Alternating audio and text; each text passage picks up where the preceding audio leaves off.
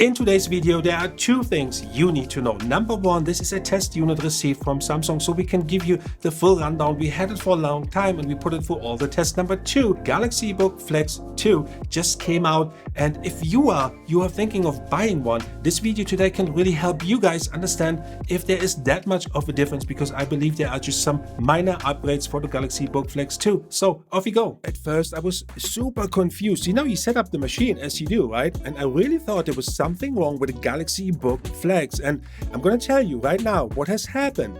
During the setup, I was looking at Windows 10. So far, so good, right? But every step along the way made me really question the version of Windows installed. In fact, at one point, I thought it has to be a new version of it, something I haven't seen before, no kidding guys. And I kept checking and I finally realized that it has something to do with the display. I know it sounds weird, don't skip, hang in here. It is full HD QLED, right? We know all the specs. But what you guys don't realize and what I didn't realize is how good the display actually looks. And it made me see Windows in a completely different light. But before you think there is something wrong with me, let me compare the display quickly with the Surface Book 3 so you guys get an idea of what I'm talking about. Here, look at this, It's like, where have I been the last decade? And guys, I'm a big fan of the Surface Book 3, Surface lineup in general. It's like going back in time. On the bottom, it's a smaller version, obviously, but you have better resolution. Look at the colors, they are dull. The Galaxy Book Flex is torching at me with the colors. It's absolutely stunning. You have to see this for yourself. But there's more, hang on, there's more. Not just the popping colors. Look at the white, it is soft, different.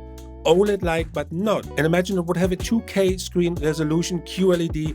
It's simply one of those cases where on paper, I was so skeptical that I would not even consider buying this device until I saw it here in my own hands.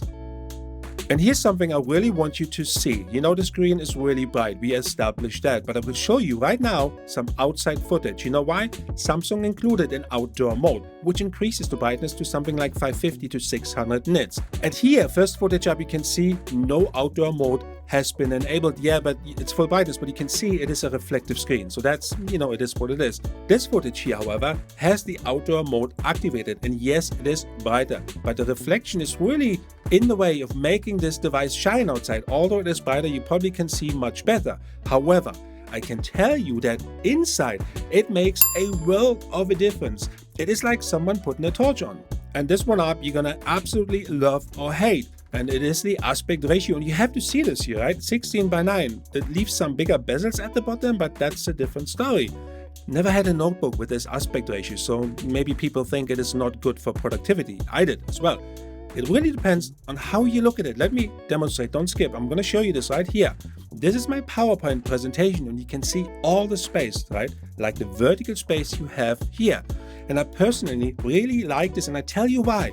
There's so much digital distraction going on these days that I come to appreciate having laser sharp focus at work. And you ask yourself, how on earth does this fit into the aspect ratio of the Galaxy Book Flex? My thought process behind it is really simple. You have this available space. Look at the available space you have to work on. The vertical space makes me focus on my task much more. It's way better than having 15 tabs open, messages flying in. I get it. People like that, people need that, people want that. Good for you. I don't. I need my space. I need to have that focus. So what I'm trying to say here is that this aspect ratio keeps me focused on my major task without any errors happening. And this is important, one flaw I need to mention to you guys when it comes to the display, especially for this 15-inch version. Basically, the text is not displayed sharp, like razor sharp. You can tell it's slightly blurry at the edge. So, if you're into lots of word processing or tasks that involve text, you may want to reconsider, but I would suggest to see this for yourself first so you get a chance and see what it is really like. But that's one major flaw. And talking about text, it brings me to the keyboard. Yeah.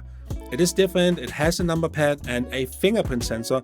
That one actually works really well, but it's placed in an interesting position here. Next to it is a shift key which has been shortened, and many people don't like that. As a matter of fact, the entire layout needs getting used to. I don't really type that much, but every time I used a different keyboard and I came back to the Galaxy Book Flex, I kind of needed to get used to it again. So what I'm trying to say here is that you can easily get used to it, no problem, but it has to be your main machine.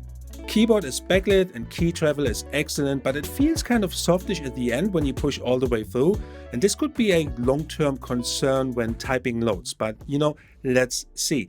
The touchpad itself is located slightly to the left, kind of another quirk of this entire layout, but I have to say I really enjoyed working with it. It feels very close to the MacBook Pro touchpad just for Windows though. Of course, it has a decent size and it is kind of really super responsive.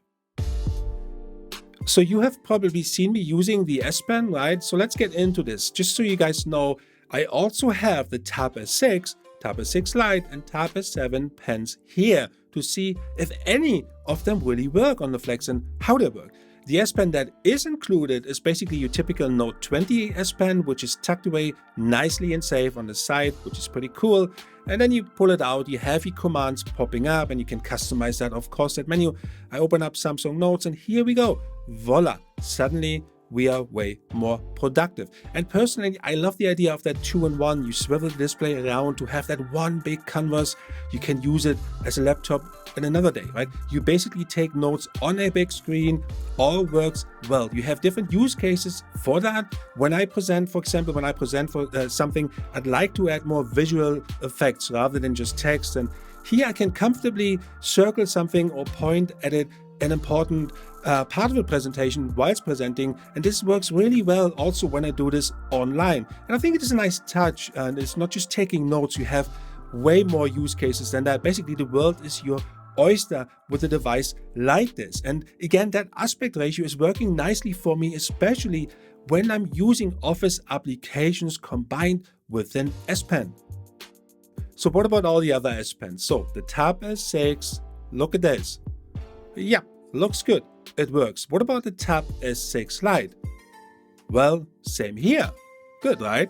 Tab S7 also works fine. As a matter of fact, I use the Tab S7 pen predominantly to work on this machine. It feels more comfortable when taking notes, and the OG S Pen feels kind of small for me for long sessions. So that's just one thing I do.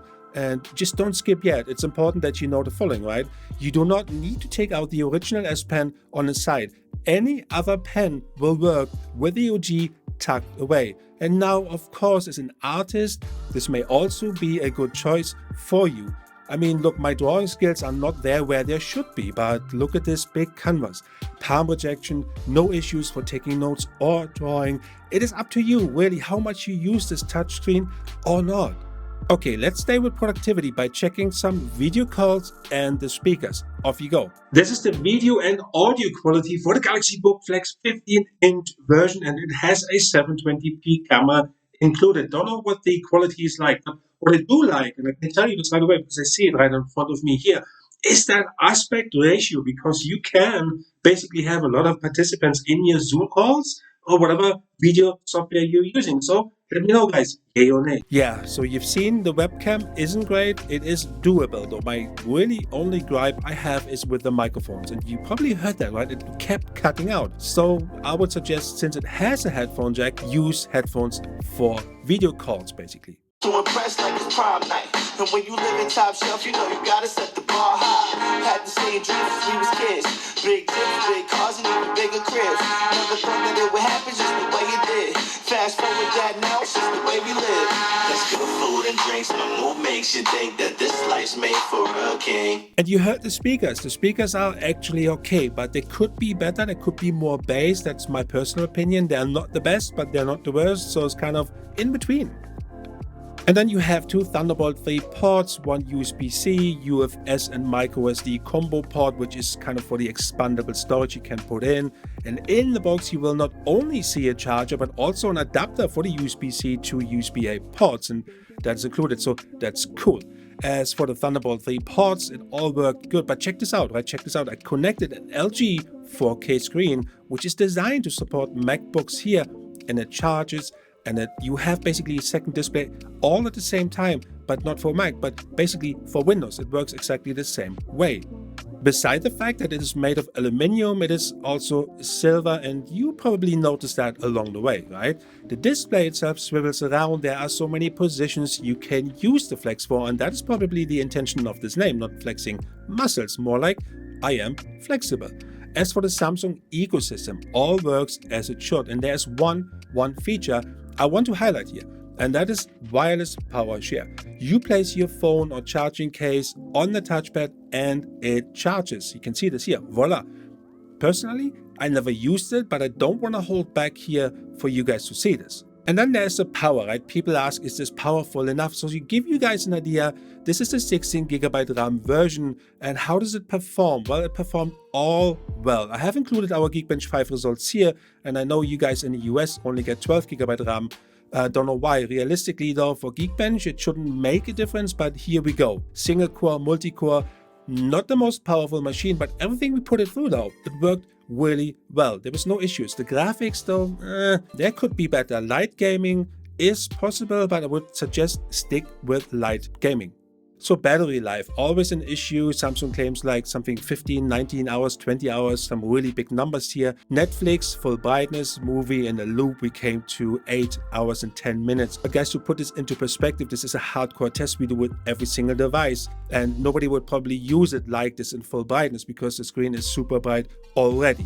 To briefly sum it up, I would probably never consider buying a Samsung notebook, and hang on, I know it sounds harsh, right? But this test unit has changed my mind. In fact, it has changed my mind so much that I ordered the exact same unit. The only concern I really have is the longevity of the hardware this time, not the software, just the hardware. But we'll see how this is going to play out. Thank you for watching. Jens here from Allspace.